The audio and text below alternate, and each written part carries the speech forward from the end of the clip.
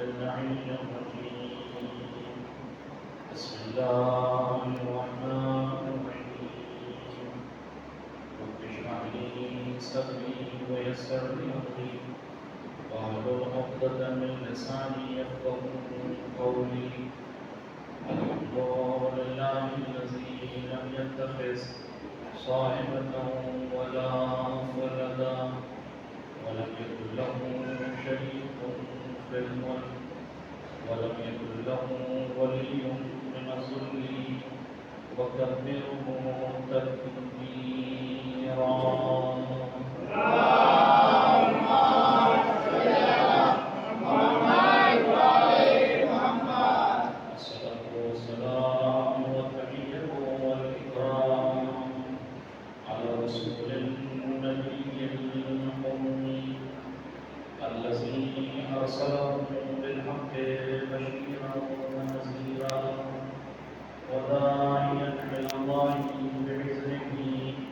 وسراجا منيرا سيدنا ومولانا بالقاسم محمد اللهم صل على محمد وعلى أهل بيته الطيبين الطاهرين المعصومين المظلومين واللعنة الدائمة الباقية على أعدائهم أجمعين من يومنا هذا إلى يوم الدين عما بعد فقد قال الله تبارك وتعالى في محكم كتابه المجيد والفرقان الحميد قوله الحق بسم الله الرحمن الرحيم ومن يتبع غير الإسلام دينا فلن يقبل منه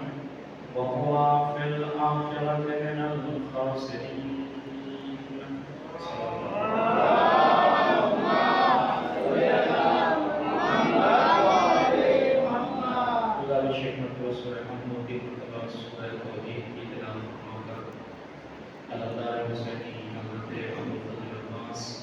علیہ الصلوۃ والسلام کی بارگاہ میں نازل ہو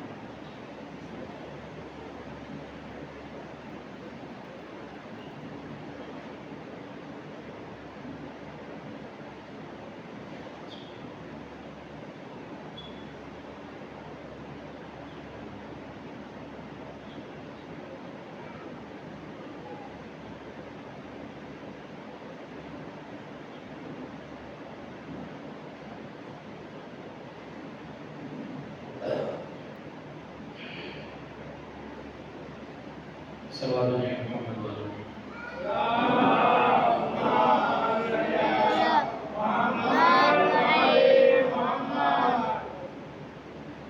قرآن مجید دین اسلام کی عظمت کو بیان کرتے ہوئے ارشاد فرما رہا ہے کہ تم میں جو بھی اسلام کے علاوہ کسی اور دین کو اختیار کرے گا ہم اس سے اس دین کو قبول نہیں کریں گے اور دین کو چھوڑ کر یا یہ کہا جائے کہ اسلام کو چھوڑ کر گھاٹا ہمارا نہیں ہونے والا ہے آخرت میں وہ انسان گھاٹا خسارہ نقصان اٹھائے گا کہ جو دین اسلام کو چھوڑ کر کسی اور مذہب کو اختیار کرے گا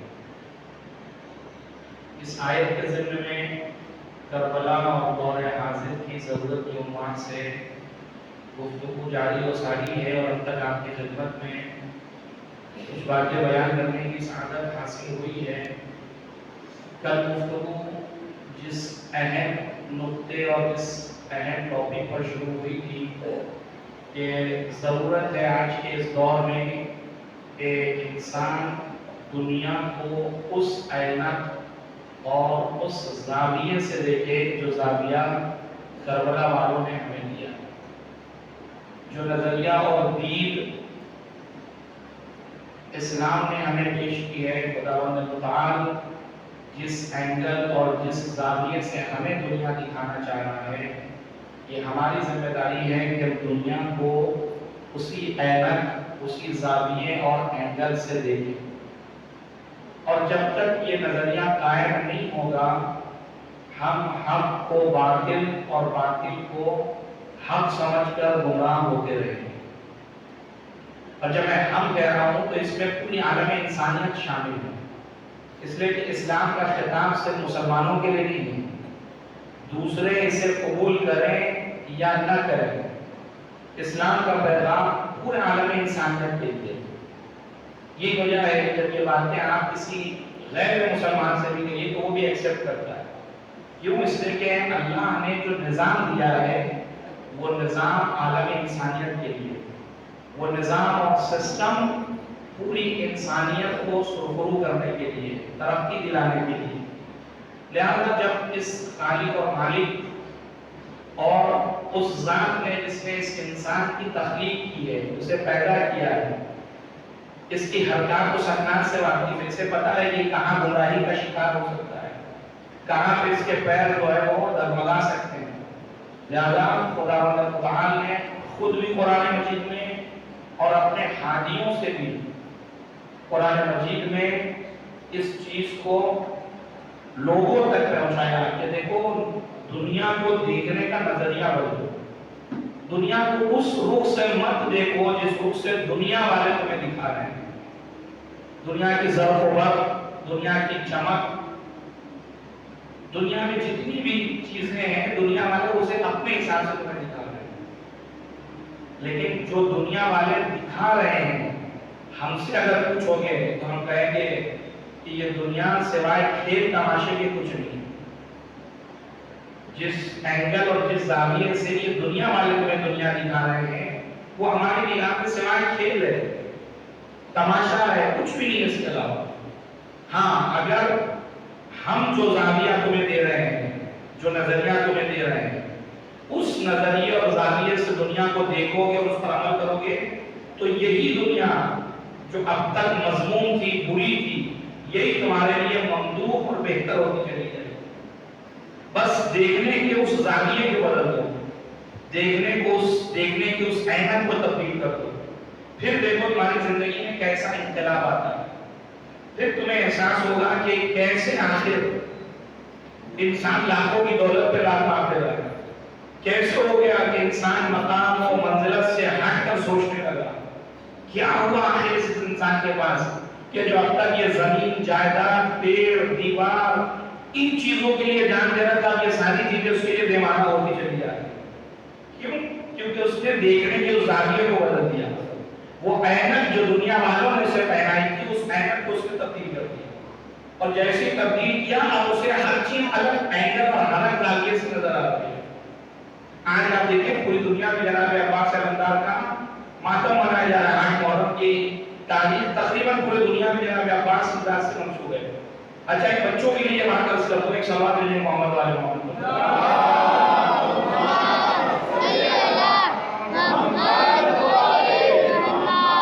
ایک دن میں سارے شہداء کے مصائب نہیں پڑھے جا سکتے، اس لیے ہمارے یہاں کلچر ثقافت کے بنی کہ ایک تاریخ کسی شہید سے منسوب کر کر اس کے مصائب کو بیان کیا جائے.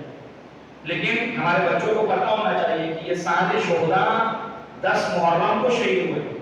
ایسا نہیں ہے کہ 7 محرم کو جناب قاسم اور 9 محرم کو جناب علی اصغر اور 8 محرم کو مثلا جناب عباس سے جناب علی پر، ایسا نہیں ہے. سارے شہداء کی شہادت 10 محرم کو ہوئی.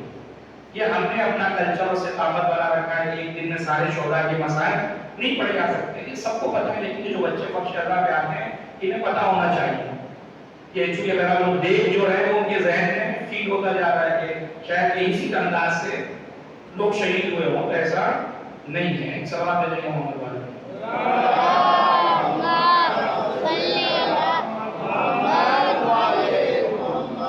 لہذا اس نظام اور اس سسٹم کو سمجھنا چاہیے. آپ دیکھیں جناب عباس کے لیے امان نامہ آیا ہے،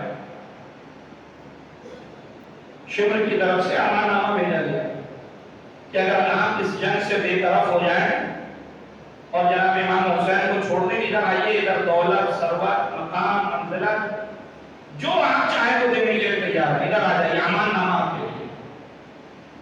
کیا جملہ کہا تھا؟ ہو سکتا سکتا ہے مجھ جیسا ایک انسان کہ جو دنیا کو اس اینگل سے دیکھ رہا جو اینگل دنیا والوں نے دیا ہے. اس کے لیے اس کی دنیا بنتی نظر آ رہی ہے. کیا دینا؟ اسی کے لیے تو میں جان دے رہا. یہ مقام مل رہا ہے, منزلت مل رہی ہے, پوسٹ مل رہا ہے, دولت مل رہی ہے, کیا چاہیے دنیا میں؟ لیکن جملہ کیا جناب عباس کا؟ وہ زندگی جو حسین ابن علی کے علاوہ گزاری جائے, وہ زندگی جو میرے مولا کے بغیر ہو, وہ زندگی بھی کوئی زندگی ہے. ایسی زندگی پہ لعنت ہو, یہ زندگی تم رکھتے ہو. مجھے نہیں چاہیے وہ پوسٹ اور مقام اور یہ کیا ہے. یہ وہی رخ ہے جو خدا بند متعال دینا چاہتا ہے کہ وہ زندگی یا جو ہم دعائیں عطا میں پڑھتے ہیں کہ پروردگار جس کو ساری دنیا مل جائے لیکن تیری ذات نہیں ملی, اس کو کیا ملا؟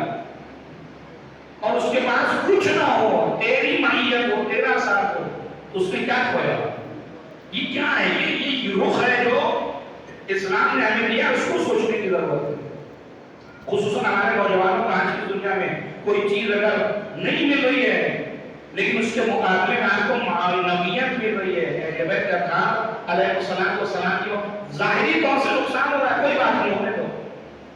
اس لیے کہ جو فائدہ یہاں رہنے میں ہے وہ فائدہ کائنات کی کسی ذات کے رہنے میں ہمیں نصیب نہیں ہے. اور جس نے اس چیز کو سمجھ لیا اس کے لیے دنیا بالکل حقیر ہو جاتی ہے. دنیا کی کوئی ویلیو اس کی نگاہ میں نہیں رہتی. ملے نہ ملے, آ گئی تو خوش ہے, نہیں آ گئی تو کوئی افسوس نہیں. کیوں؟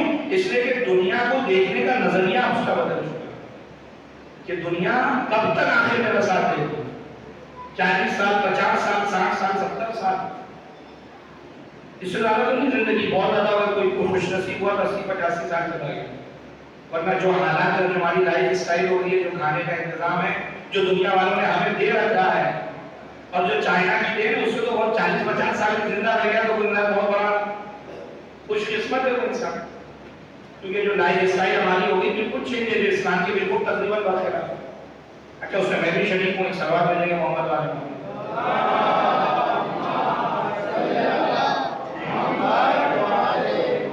زیادہ اس نظام کو سمجھنے کی ضرورت ہے, اس سسٹم کو سمجھنے کی ضرورت ہے. آپ دیکھیں کہ جانوروں کے پاس ایک سسٹم ہے یا نہیں گزارنے کا. کبھی آپ نے سنا کہ جنگل میں کوئی جانور بیمار ہو گیا ہو؟ ایسا کچھ بھی نہیں ملے گا آپ کو. کیوں؟ اس لیے کہ جو سسٹم اللہ نے ان کو دیا اس سسٹم کو فالو کر رہے ہیں.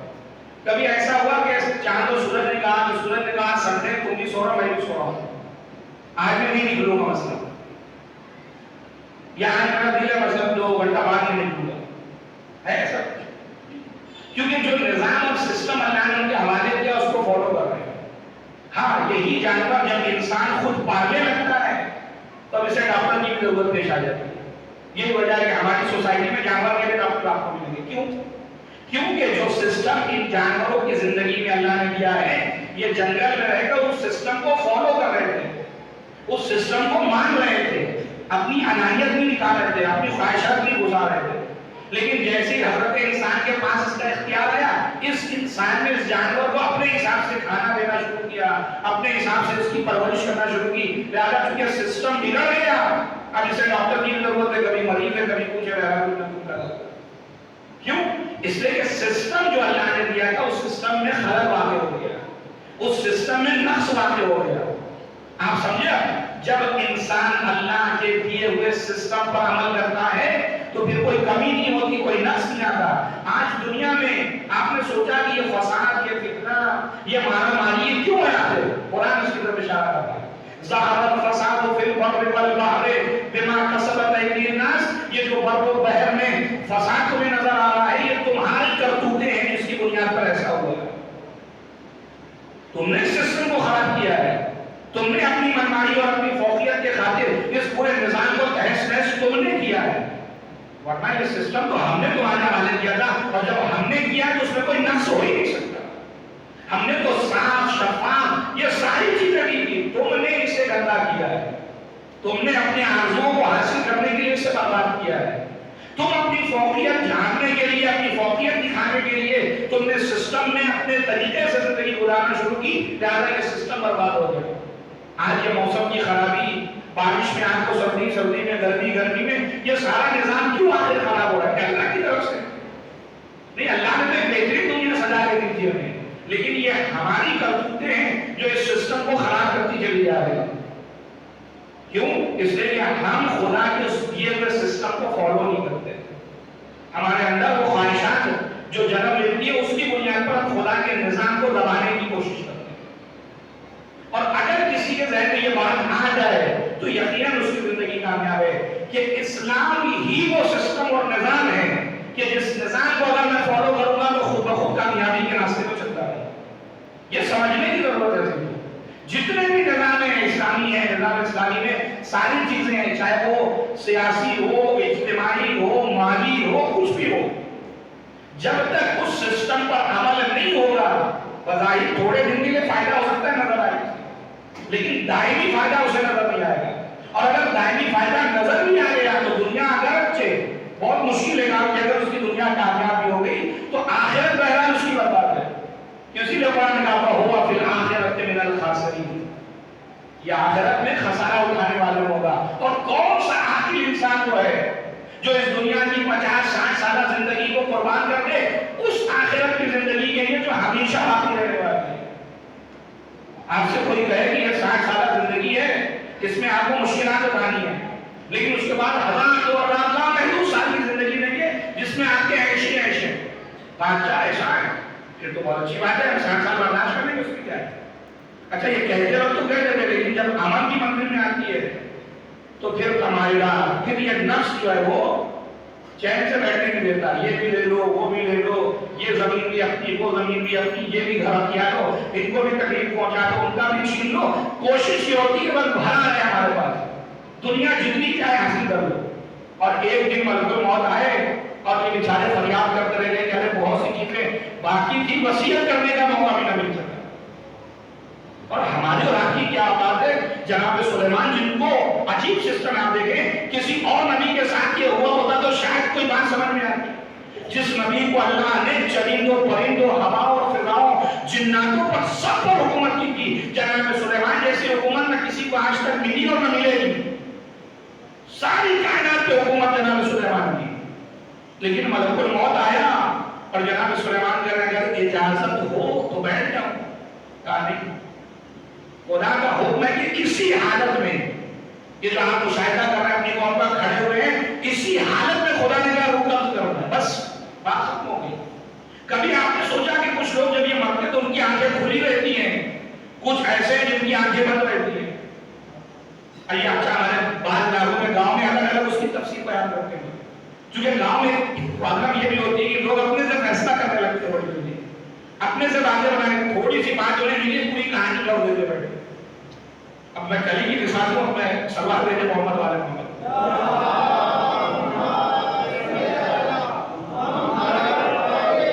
مثلا بازار میں ماتم ہو رہا تھا، نوا خانی چل رہی تھی، لیکن جو ماتم کا انداز تھا وہ اوپر نیچے ہو گیا. کہ مثلا اس طرح بزرگ کھڑے تھے، وہ تھوڑا جلدی ہاتھ اٹھا رہے تھے، آگے جوان تھے، تو ماتم وہ جو ایک سیٹ ہوتا ہے وہ نہیں ہو رہا تھا.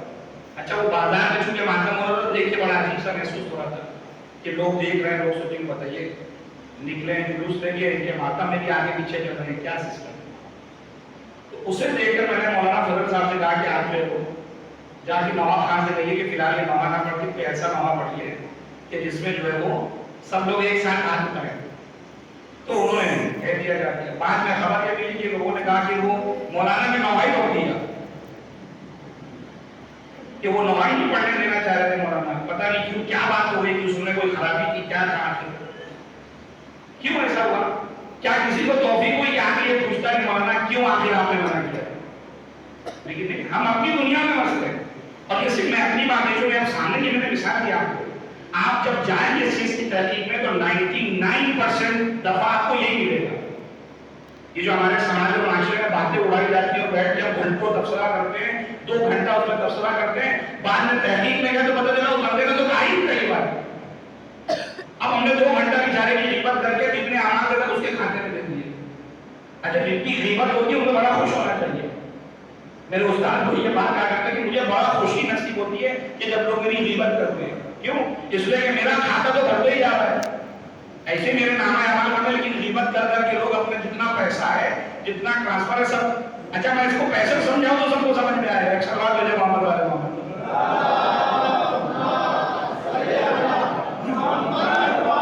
جب ہم یہ پڑھتے ہیں کہ بھائی آپ کسی کی غیبت کریں گے تو آپ کے اعمال وہاں پر ٹرانسفر ہو جائیں گے، کوئی ایسا نہیں، ٹھیک ہے کوئی بات نہیں، مولانا پڑھ دیا سنتے آ رہے ہیں، اتنے لوگ آ کے پڑھ کے چلے گئے، روزی بیان ہوتا ہے کون سی نہیں بات، لیکن کسی نے یہ کہہ دیا کہ دیکھیے اگر آپ نے غیبت کی تو مثلا 100 روپیہ دوسرے کھاتے میں چلا جائے گا، اب یہ کم ٹائم، ارے ایسے کیسے، اب تو زبان سے ایک جملہ بھی ایسا بھی نکالا ہے ورنہ 100 روپیہ چلا جائے گا، اگر فرض کریں ایسا سسٹم ہو جائے کہ کسی کی غیبت شروع کی 100 روپیہ ہاتھ میں رکھ کے کٹ پاؤ، کیا حالت ہوگی انسان کی ہوتی ہے، خود بھی پورے گھر والوں کو بھی 24 گھنٹہ نظر رکھے گا کہ بھائی کچھ بولنا نہیں کسی کا، ورنہ 100 روپیہ کٹ جائے گا، کیوں؟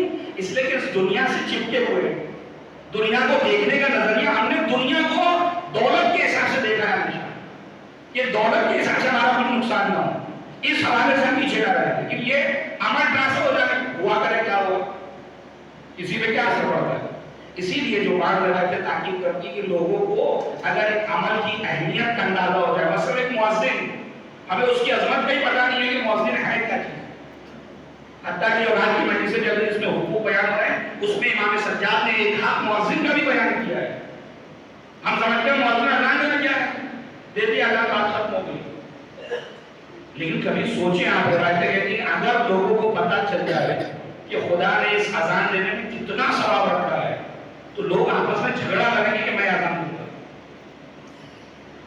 دیکھ رہے ہیں، یعنی چونکہ ہم نے دنیا کو ہمیشہ ایک الگ رخ سے دیکھا ہے، وہ رخ ابھی اپنایا ہی نہیں ہے جو کربلا والوں نے ہمیں دیا ہے، جو پروردگار عالم دینا چاہتا ہے، اور چونکہ دنیا کی اس چمک دمک میں ہم کھو گئے ہیں، لہذا ہر چیز ہمیں پیسے، دولت، مقام، اسٹیٹس، گاڑیاں، بنگلے، اسی کے درمیان ہم گھوم رہے ہیں اور اسی میں ہم کو گھمایا جا رہا ہے، اور اسی کے برخلاف جب معصومین کی زندگی اٹھائیے، علماء کی زندگی اٹھائیے، جب ان کی زندگی اٹھائیے تو لگتا ہے کیا تھے آخر، کیا یہ بھی زندگی ہو سکتی ہے جس زندگی میں ہم گھوم رہے ہیں، چونکہ ہمارا سارا اٹیچمنٹ، ہماری ساری توجہات یہ ظاہری چیزوں سے لگی ہوئی ہے، جبکہ یہ ظاہری چیزیں ذریعہ تھی خدا تک پہنچنے کا، اور ہم اسی میں گم ہو گئے رہ گئے، جب اسی میں گم ہو گئے تو پھر جتنا ہمیں اس سے نقصان پہنچتا ہمیں تکلیف ہوتی ہے، ہماری نماز صبح قضا ہو جائے تو ہمیں تکلیف نہیں ہے، لیکن اگر ہمیں تھوڑا سا مالی نقصان ہو جائے تو صبح سے شام تک 10 لوگوں کو بتائیں گے،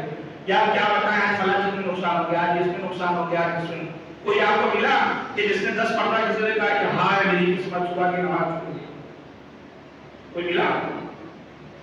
بہت کم لوگ ملیں گے، کیوں؟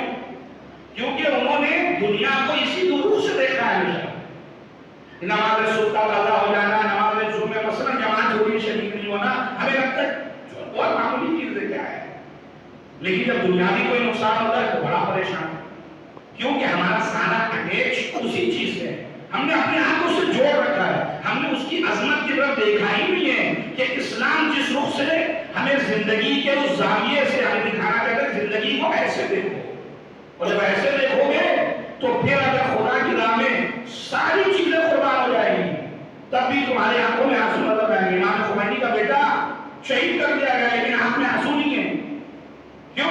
کسی نے پوچھا تو کہا کہ اگر میں نے رو دیا تو یہ جو انقلاب وجود میں آنے والا ہے اس انقلاب کی طاقت میں کمی واضح ہو جائے، میری آنکھوں میں گریا نہیں ہے، کتنے علماء آپ جا کے پڑھیے کتابیں لکھ رہے ہیں، بیٹے کی وفات ہو گئی ہے لیکن جنازے میں شریک تک نہیں ہو پا رہے، آخر میں میرے خیال سے اس کو کفن پہنا دو، جب دفن کی منزل آئی تو آؤں گا، کیونکہ میرے پاس وقت نہیں ہے، کیونکہ میں تشریحوں کے لیے کتابیں لکھ رہا ہوں، میں اللہ اس کا جواب دوں گا۔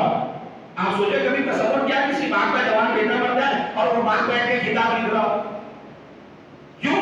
کیونکہ اس کو دنیا جب کربلا والوں کے اس احمد سے آپ دنیا کو دیکھیں گے تو پھر ہر چیز آپ کو چھوٹی نظر آئے گی، صرف خدا اور دین آپ کو سب سے بڑا نظر آئے گا، کہ خدا اور دین گرانے ہیں تو ہر چیز آسان ہے میرے لیے، بیٹے کی موت ہو جائے، باپ کی موت ہو جائے، کسی مجھے اتنا غم نہیں ہوگا، لیکن اگر کوئی کام ایسا مجھ سے سبرت ہو جائے جو دین کے خلاف ہو یا دین کے اندر سستی کا باعث ہو تو یہ میرے لیے سب سے بڑا خلاف ہو، اور اگر اس رخ سے ہم نے دنیا کو دیکھنا شروع کر دیا تو بہت سے غم جو ہمارے دلوں میں آ جاتے ہیں نا وہ آنا خود بخود بند ہو جائے گے۔ ایک سوال ہے محمد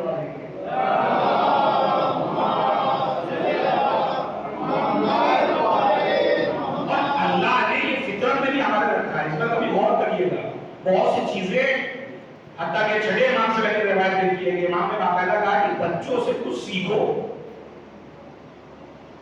یہ کون سی بات ہے؟ بچوں سے کیا سیکھنا؟ ہم تو انہیں سکھا رہے ہیں. کہیں بہت سی چیزیں ایسی ہیں جو بچے بھی تمہیں سکھا سکتے ہیں، چونکہ ان کی فطرت ابھی پاک ہے، ان کی روح ابھی پاک ہے، ابھی دنیا کی چمک دمک ان کی روح میں نہیں آئی ہے، زیادہ ان کی فطرت بڑی پاک ہوتی ہے. بچوں کو دیکھیے، آپ صبح سے نکلے باہر کھیلنا شروع کیا، اپنا ہو پڑھایا ہو دوست ہو کوئی بھی آ رہا ساتھ میں کھیل رہے ہیں. کبھی گھر بناتے ہیں، کبھی اس کو توڑتے ہیں، کبھی کچھ کچھ نااتفاقی بھی ہو جاتی، سب کچھ اپنی جگہ پر ہے. کبھی جھگڑا ہو جا رہا ہے، پتہ چلا 10 منٹ بعد نہیں اس کا پھر آگے کھیلنے کو ملے. آخر میں پتہ چلا جو دن بھر گھر بنایا تھا اور جس کو کھیل رہے تھے، جب جانے لگے تو ایک لاکھ مار کر جا رہے ہیں. ان بچوں نے کوئی بولا کہ بیٹا یہ کیا کیا تم نے؟ یہ گھر جس کو تم نے پوری محنت مشقت سے دن بھر بیٹھ کر بنایا، جاتے جاتے تم اسے لاکھ مار کر کیوں جا رہا ہے؟ ارے مولانا صاحب کو نہیں پتا تھا کیا؟ ہمارا گھر ہے واقعی یہ نہیں ہے، ہمارا اوریجنل گھر کہیں اور ہے، وہاں ہم جا کر بستر بچھاتے ہیں، یہاں تھوڑی بستر بچھائیں گے ہم. یہ تو وقتی طور سے ہم نے اختیار کیا تھا، کام ہمارا ہو گیا، کھیل کود کے لیے آئے تھے، کھیل چکے، یہ گھر توڑ کر واپس جا رہے ہیں، کیونکہ ہمیں پتا ہے کہ ہمارا واقعی گھر یہ نہیں کہیں اور ہے. ہمیں کسی اور جگہ کے لیے پیدا کیا، کہیں ہمیں اور جا کر سونا. کبھی آپ نے سنا وہ بچہ آپ کے وہاں بستر میں جا کر سونے لگا؟ نہیں، وہ تو فریاد کرے گا کہ ابا مجھے لے کے چلیے گھر، اب تو رات ہو گئی، اب یہ گھر تو معمولی چیز اس کو لاکھ مارا چل جائے گا، پھر آگے بڑھا لیں گے. یہ واقعات یہ بچے کیا بتا رہے ہیں؟ بچے اس بے شعوری میں بھی ہمیں شعور دینا چاہ رہے ہیں کہ ہم بچے ہیں، لیکن ہمارے ذہنوں میں اتنا شعور اللہ نے رکھا ہے کہ یہ دنیا وقتی دیر کے تھوڑی دیر کے لیے وقتی طور پر ہمیں دی گئی ہے. ہمارا واقعی گھر کہیں اور ہے جس کو ہمیں بنانا بھی ہے، جسے سنوارنا بھی ہے. ایک سوال دے دیں گے محمد والے محمد.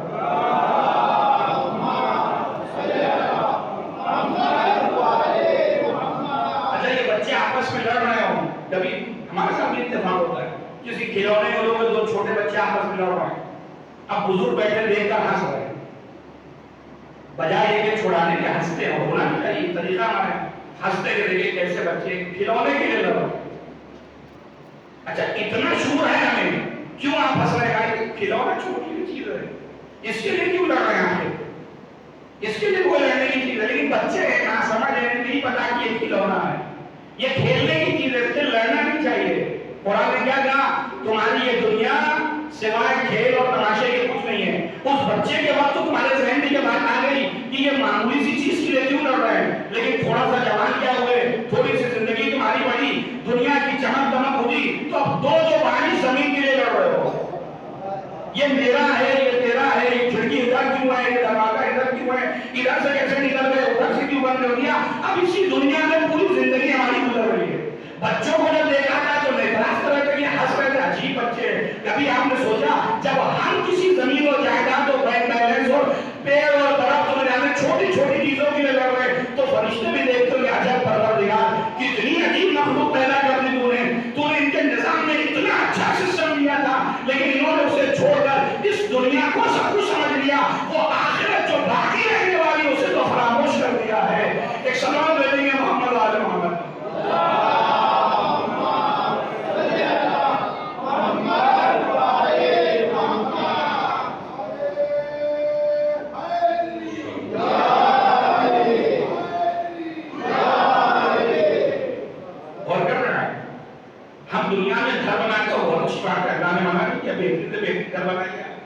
آرکیٹیکٹ بھی لایا جا رہا ہے، کوئی انجینئر کو بلایا، یہ کیا، ہر بالکل زبردست. اور اللہ ماشاءاللہ گجرات میں آنے کے بعد کو محسوس ہی نہیں ہوا کہ میں کسی گاؤں میں جا رہا ہوں. اللہ ماشاءاللہ الحمدللہ خدا ہمارے. لیکن سوچنے کی بات ہے کہ گھر کی جب تعمیر کا مسئلہ آیا تو اتنا حساس، یہ کمرہ ایسے ہونا چاہیے، اس کو ایسے ہونا چاہیے، ڈرائنگ روم ایسا ہو، بیڈ روم ایسا ہو، ٹی وی وہ آ جائے، یہ آ جائے، اس میں ہے.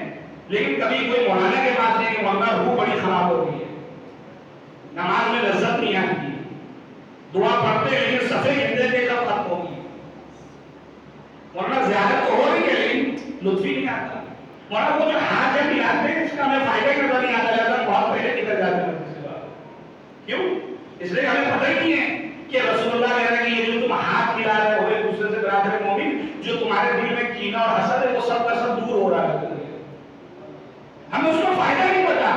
چونکہ ہم نے اپنی دنیا یہ بنا رکھی کہ جو دکھائی دے گا بس وہی دنیا ہے، جو ہمیں فائدے کے طور پر ملے گا اس کو ہم کام کریں گے، باقی ساری چیزیں وہ اپنے حساب سے ڈیل کر رہے ہیں، کوئی مطلب نہیں۔ اور میں یہ کسی کو نہیں کہہ رہا ہوں، آپ ایک لمحے کے لیے سوچئے گا کہ عمر سعد کی دنیا میں اور دنیا والوں کی دنیا میں کیا فرق ہے۔ اگر ہم خدا نہ خواستہ اگر چلے یا عقیدہ ہے کہ کسی کا ایسا نظریہ نہیں ہوگا، عمر سعد کے ساتھ کیا مشکل تھی؟ اس کو جب جناب حسین بن علی کے خون کی لالچ دی گئی بھائی تمہیں اگر قتل کرو گے تو دنیا تمہیں مل جائے گی یہ وہ، اور وہ تیار بھی ہو گیا، تو اس نے کہا کیوں ایسا کرو، کیا تمہیں پتہ نہیں ہے کہ حسین بن علی فرزند رسول ہے؟ کہا مجھے سب پتہ ہے، مجھے رسول اللہ کی ساری حدیثیں سب مجھے سب کچھ آتا ہے، لیکن مسئلہ یہ ہے کہ یہ جو جتنی باتیں قرآن میں رسول اللہ نے کی ہے وہ سب وہاں نہیں، اور یہ جو یزید نے بات کی ہے وہ دنیا کو دکھائی دے رہی مجھے، رہی کی حکومت مجھے دکھائی دے رہی، اب وہ جو چیز پتہ نہیں ملے گا ملے، جو چیز مل رہی ہے اس کے سلسلے میں آگے بڑھا رہے ہیں۔ تو ایسا تو نہیں کہ ہمارا ایمان کی ایسی ہو جائے کہ اب دنیا کی چمک دمک میں گھسے جا رہے ہیں، ہمیں دنیا کی سارا سسٹم اور سارا نظام سمجھ میں آتا ہے، لیکن جب اسلام کہیں پر صلاح کی گفتگو کرتا ہے، دعاؤں کی بات کرتا ہے، نمازوں کی بات کرتا ہے، تمہارے بزنس میں اسلام نے کتنا انٹرفیئر کیا ہے، ہر جگہ اسلام آپ کے ساتھ ہے، لیکن جہاں اسلام کی بات ہے دیکھ رہے بات ہو جائے گی خدا سے، کیونکہ ہمارا فائدہ وہاں سے ٹکرا رہا ہے، لہٰذا اس فائدے کو نہیں چھوڑ سکتے، لہٰذا اگر دنیا کو اس اینگل سے دیکھ رہا ہے، عمر سعد کی اینگل سے کوئی دیکھنے کی کوشش کر رہا ہے تو دنیا سے اسے فائدہ ہی دکھائی دے گی، اسے اس دنیا میں کوئی نقصان نظر نہیں آئے گا، تو دنیا کو چھوڑے گا نہیں، وہ حسین ابن علی کو قتل کر دے گا لیکن اس دنیا کو چھوڑنے کے لیے تیار نہیں۔ دیکھ رہے ہیں دنیا کتنی خطرناک ہے، اس لیے معصومی کے بعد فرمایا رأس کل خطیہ حب الدنیا، ہر بیماری کی جڑ میں تمہیں دنیا کی محبت نظر آئی، یہ دنیا کی محبت اتنی خطرناک ہے کہ تمہیں فرزند رسول کے قتل پر بھی آمادہ کر سکتی ہے، اگر دنیا کے دماغ میں گھس جائے تو اتنی خطرناک ہے کہ حسین ابن علی کا قتل کرنے کے لیے بندہ تیار ہو گیا، دیکھ رہے کتنا خطرناک۔ لہذا دنیا کو اپنے ذہن پر حاوی نہ ہونے دیں، بلکہ اس دنیا کے اوپر آپ حاوی رہیں، اور جب دنیا میں آپ حاوی رہیں گے تو پھر یہ دنیا آپ کو سر چڑھ کر نہیں بولے گی، وہ آپ کے اختیار میں ہوگی، اور جب دنیا پر آپ نے کنٹرول کر لیا تو اس کا مطلب ہے کہ ہر چیز کنٹرول میں ہے، سارا نظام اور سسٹم آپ نے کنٹرول کر لیا ہے، لیکن یہ دنیا میں نے کہا کہ ایک بار میں مسلسل پیچھے پڑی ہوئی ہے، ادھر سے نہیں ادھر سے کہیں نہ کہیں سے یہاں کے دل میں نفوذ کرنا چاہیے، ہمیں برباد کرنا چاہیے، دنیا چھوڑے گی ہمیں، بار بار حملہ کرے گی دنیا، یہ تو ایک بصیرت رکھنے والا انسان ہو سکتا ہے جو اس حملوں سے ہمہ وقت ریڈی رہے کہ یہ دشمن کی چال ہے۔ نبی خدا کو بیٹھا نہیں دے، نبی خدا یہ کیا کر رہے ہیں آپ؟ آخر آپ اسماعیل کو کیوں ذبح کرنے جا رہے ہیں؟ دور ہو جا شیطان، اسماعیل اگر باپ بوڑھا ہو گیا تم نے کیوں باپ کی بات کو مان لیا؟ تم کیوں شہید ہونے کے لیے جا رہے ہو؟ تم کیوں قربان ہونے کے لیے جا رہے ہو؟ دور ہو جا شیطان، حاضرہ آنکھ کو سمجھا لیجیے شیطان کو، دیکھ رہے ہیں ہر رخ سے حملہ کرنا ہے، ہر رشتے کی طرف جا رہا ہے کہ کسی طریقے سے یہ جو قربانی کا جذبہ اسے نکال دو، باپ کی طرف سے، ماں کی طرف سے، بیٹے کی طرف سے، ہر طرف سے حملہ کیا جا رہا ہے۔ یہ تو نبی خدا کے حملوں سے بچ گئے، اس بصیرت کو استعمال کیا، لہذا یہ مجلس اذان اس لیے منعقد ہوتی ہے تاکہ ہم ان مجلسوں کے ذریعے سے اپنے اندر بصیرت پیدا کریں، اپنے آپ کو مضبوط کریں، اپنے آپ کو چارج کریں، تاکہ جب اس مجلسوں کے بعد باہر نکلیں اور دنیا کے حملے شروع ہوں تو ہر حملے کا جواب ہم مجلس سے سید الشہداء سے دے سکیں۔ ایک سوال لے جائے گا محمد والے محمد،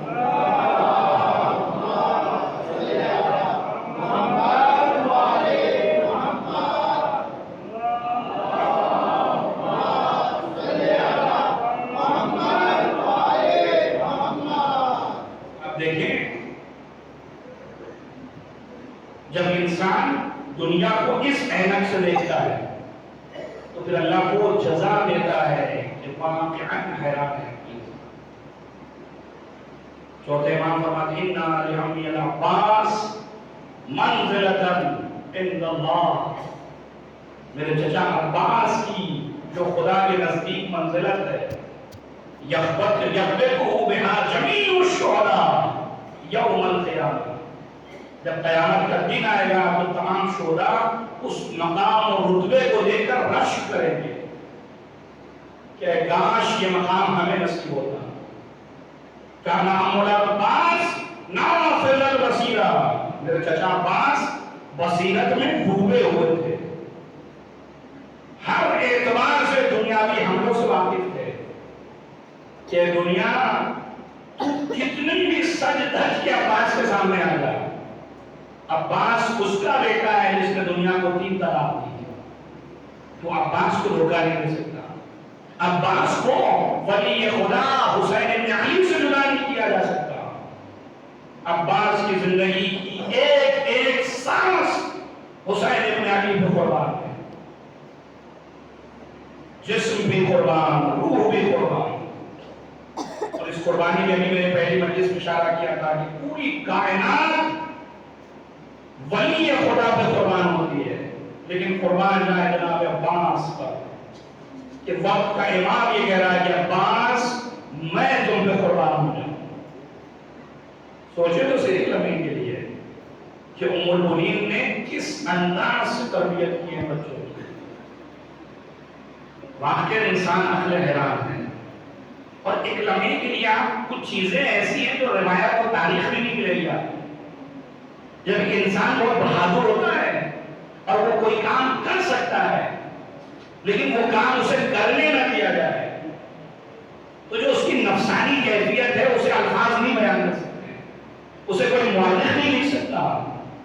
آپ ایک لمحے کے لیے سوچیے عباس نے جن بچوں کو اپنے ہاتھوں سے پالا ہو، جن کو اپنے ہاتھوں سے فنون جنگی سکھائے ہو، جو جناب عباس کے شاگرد رہے ہوں، کتنا سخت ہے جناب عباس کے لیے کہ خود جناب عباس رکے رہیں اور یہ سارے لوگ ایک کے بعد ایک میدان میں جاتے رہے. لیکن کہیں پر آپ کو ملے گا نہیں کہ حسین بن علی کے اس انتخاب پر عباس نے اعتراض کیا ہو کہ آقا یہ کیا کر رہے ہیں، بچوں کو اجازت دے رہے ہیں، مجھے اجازت نہیں دے رہے ہیں. نہیں، اس انتخاب پر عباس کی خاموشی بتا رہی ہے کہ میرا مولا بہتر جانتا ہے کہ کب کس کو میدان میں بھیجنا ہے. قاسم کو بھیجا، علی اکبر چلے گئے، حبیب چلے گئے، برہان مارے گئے، زہیر مارے گئے، سارے افراد ایک ایک کر کے چلے گئے.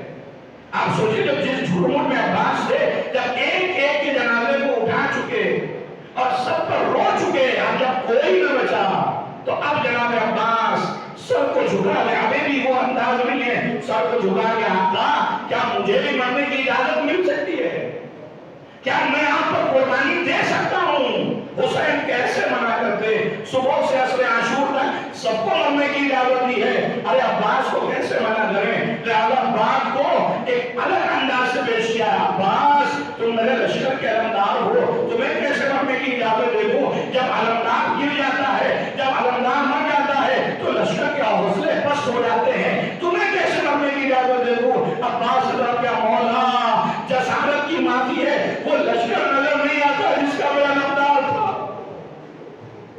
اے مولا وہ لشکر مجھے نظر نہیں آتا. حسین کرے تو کیا کرے. حسین کس انداز سے آخر پانی کی سبیل ہوئی اور عباس اب خیموں سے جا رہے ہیں پانی لینے کے لیے. کہیں سے یہ خبر زینب کبریٰ کے کانوں تک پہنچ گئی کہ میرا بھیا عباس جا رہا ہے پانی لینے کے لیے. عزیزوں مجھے روایت نہیں پتا لیکن واقعاً میدان باسی سے روایتوں میں نظر نہیں آئے گی. آپ سوچیں بیویوں کی کیفیت کیا ہوگی کہ اب تک ہم بڑے چین و سکون سے رہ رہے تھے. کیوں؟ اس لیے کہ عباس زندہ ہے، عباس زندہ ہے، عباس زندہ ہے. اب عباس بھی رخصت آخر کے لیے آئے ہیں اور اگر عباس چلے گئے تو پھر ہمارا کیا ہوگا، ہم کس کے سہارے زندگی گزاریں گے. امام وقت کو عباس سے بڑی امیدیں وابستہ ہے. یہ اسی لیے تو جملہ کہا تھا اے میرے بھیا عباس، آپ کے وجود سے جو آنکھیں چین سے سو جا کرتی تھی اب آپ کے جانے کے بعد ان آنکھوں میں نیند نظر نہ آئے گی. اجرکم اللہ، خدا کسی غم میں نہ اڑائے، خدا کسی بھائی کو منظر نہ دکھائے جو حسین بن علی اپنی آنکھوں سے دیکھ رہے ہیں. ہاں عزیزو وہ موقع بھی آیا جب فرات سے عباس کو آئے، عباس کی آواز